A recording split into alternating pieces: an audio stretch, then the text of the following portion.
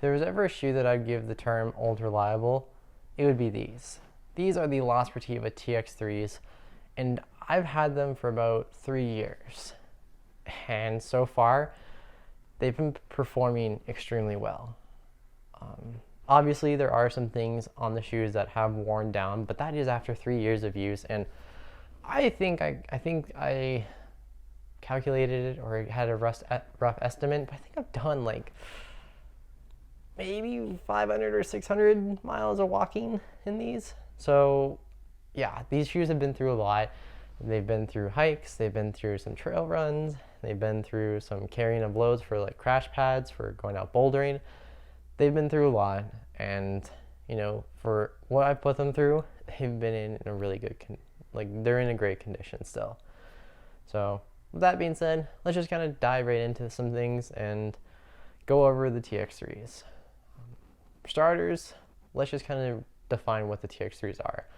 The TX3s are a approach shoe from Sportiva, and they more fit this line of not a super technical approach shoe, and they kind of fit more into this kind of streetwear kind of vibe.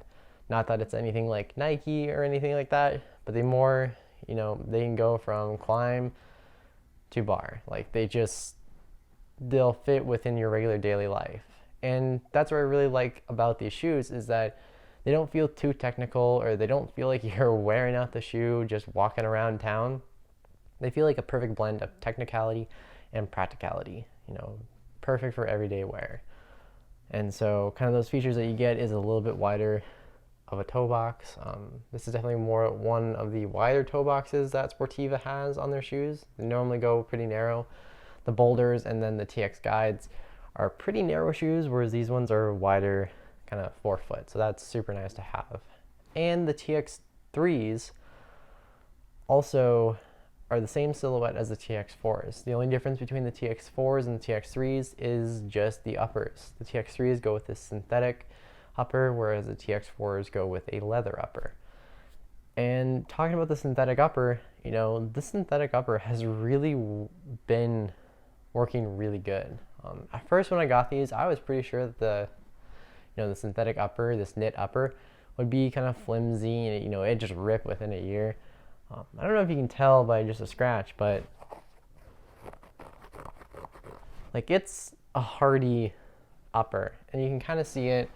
You know, it's a very thick weave, it's a very durable weave, and after 3 years, I haven't really had a problem with them. The only little problem I've had is a little hole developing right here, and it's more pronounced on this other shoe right here.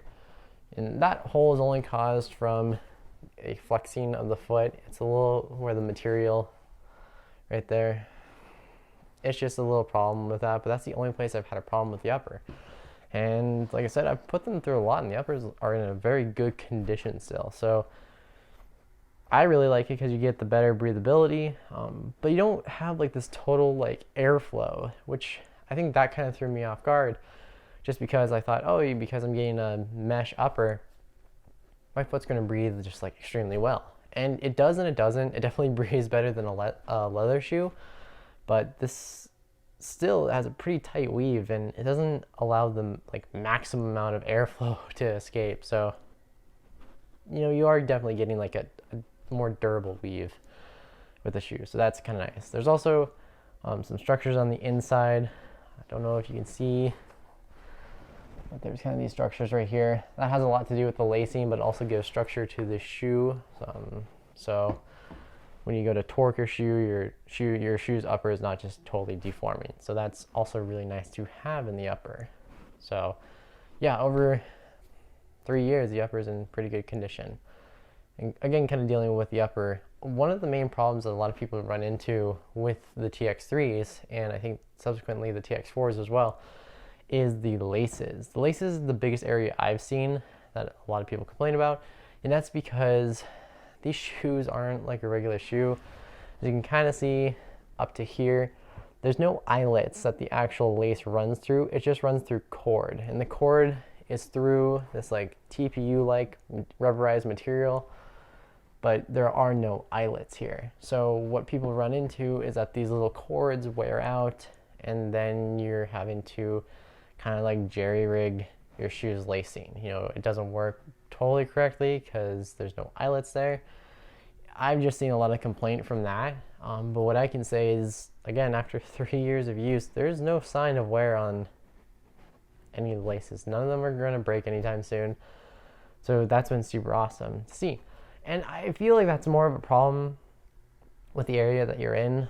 I see that problem happening more with like places where there's a lot of sand, like Utah.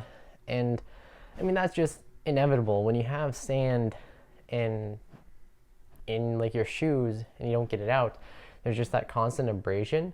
And whenever your laces are like suddenly moving, and if there's sand in it, it'll just slowly start cutting through the cord.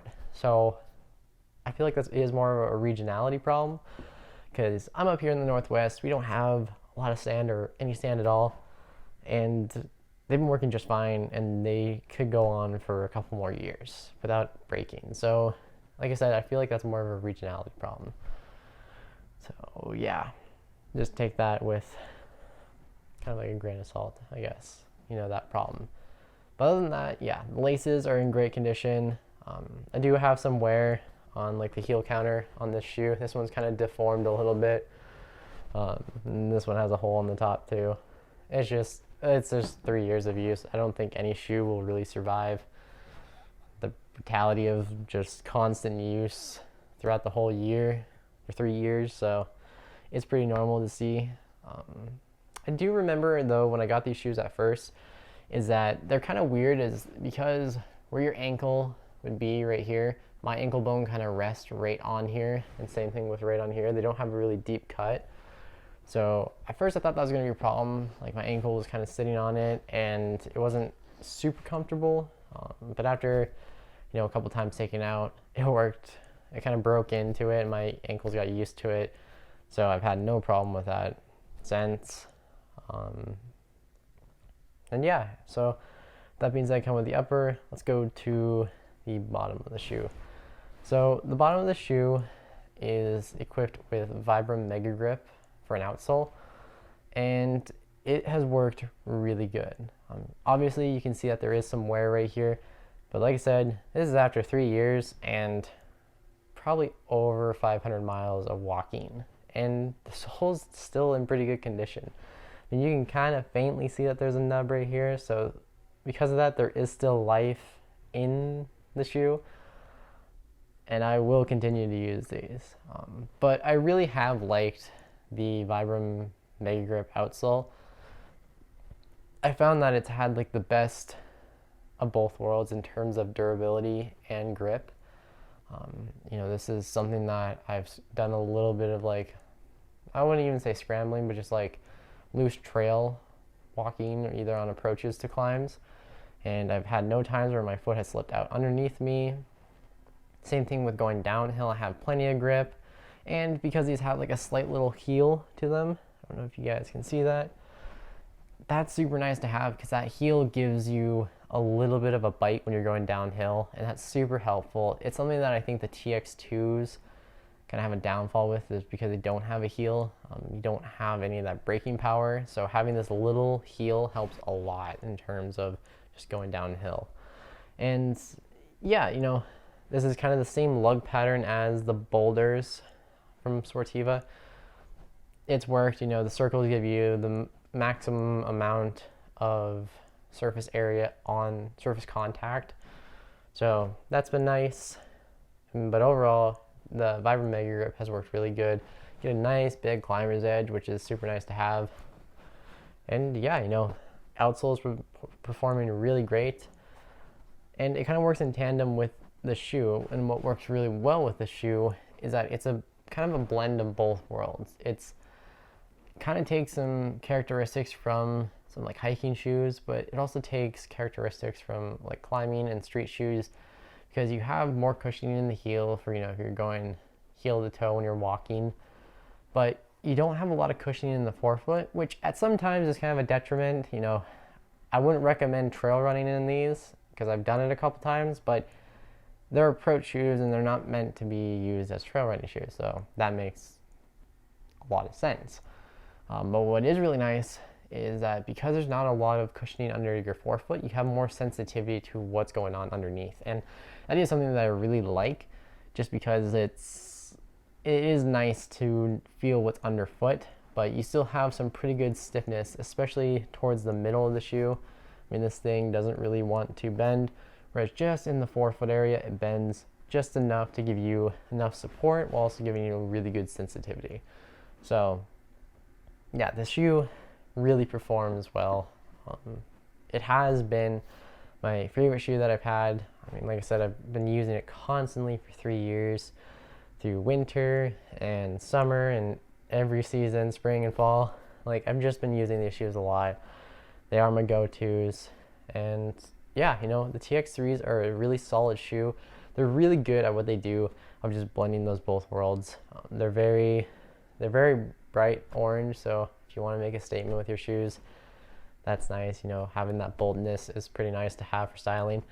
But they are just, at the end of the day, a very functional shoe. And I've actually seen a couple of people around here who use them for mountain biking as well, just because, you know, the lug pattern and then the Vibram Mega Grip, it gives a sticky enough compound to where apparently it just like locks down on the pedals. So I've had a couple of people around here say that they've used them for mountain biking.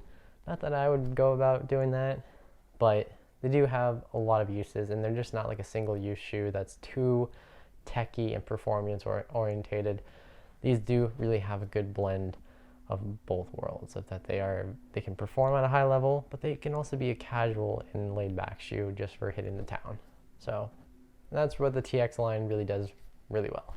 But so far, the TX3 has been my favorite shoe out of the whole kind of collection, and we'll have to see for the future if that changes or not. I know that some of the line of the TX shoes are switching over to Vibram Hydro Grip.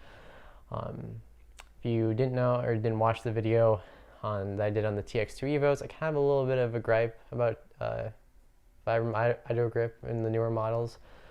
I'll link that video so you can watch that if you didn't watch it. But yeah, I kind of prefer Mega Grip over Hydro Grip right now.